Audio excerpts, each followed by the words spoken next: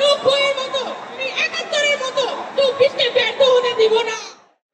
5 August যখন শেখ হাসিনা কাঁথা বেঁধে দেশ থেকে পালায়, আজকে তার 5 মাস পরে কেন আমাদের আবার শহীদ মিনারে এক হতে হলো?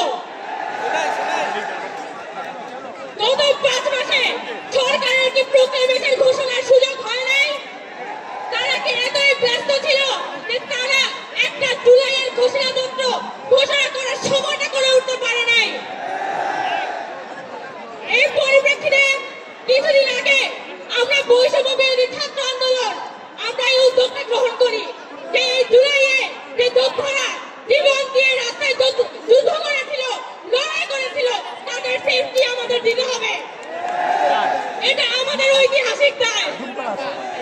আজকে গতকালকে রাতে যখন প্রধান উপদেষ্টা ব্রিফিং আবার ঘোষণা করেছে যে তারা প্রোক্লেমেশন সকলকে নিয়ে ঘোষণা করবে, আমরা সেটা কিন্তু সাধুবাদ জানিয়েছি। আমরা স্পষ্ট বলতে চাই এই প্রোক্লেমেশন নিয়ে আমরা কাল খেপক চাই না। আজকে 31শে ডিসেম্বর আমরা রীতিমতো বাধ্য হয়ে এখানে একত্রিত হয়েছি।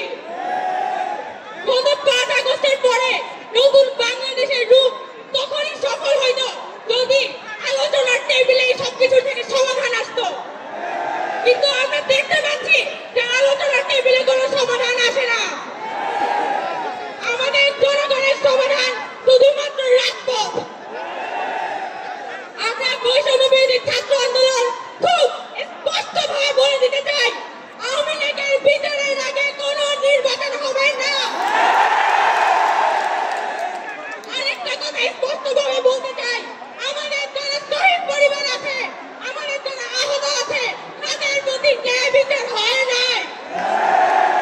এই মানুষগুলোর প্রপার ট্রিটমেন্ট, তাদের পুনর্বাসন হইতে হবে এবং সরকার সম্পূর্ণ দায় নিয়ে এই পরিবারগুলোর সেফটি, যার হাত চলে গেছে, পা চলে গেছে, যার চোখ চলে গেছে, তার সেফটি সরকারকে দিতে হবে।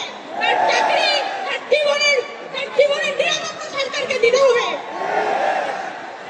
খুব বেশি কথা বাড়াবো না, আমাদের অনেক বক্তা সামনে আছেন, কিন্তু আমরা বৈষম্য বিরোধী ছাত্র আন্দোলন খুব স্পষ্ট কথা বলতে চাই যে জুলাই মরে যায় নাই। আমরা জুলাইয়ের স্পিরিট নিয়ে এখনো পর্যন্ত রাস্তায় আছি এবং আমরা কোনোভাবে এই 90-এর মতো, এই 71-এর মতো 24-কে ব্যর্থ হতে দিব না। আমরা 24-এর যোদ্ধা, সবাইকে এই জুলাইয়ের স্পিরিট সমুন্নত রাখার আহ্বান জানিয়ে আমি আমার বক্তব্য এখানেই শেষ করছি। ধন্যবাদ সবাইকে।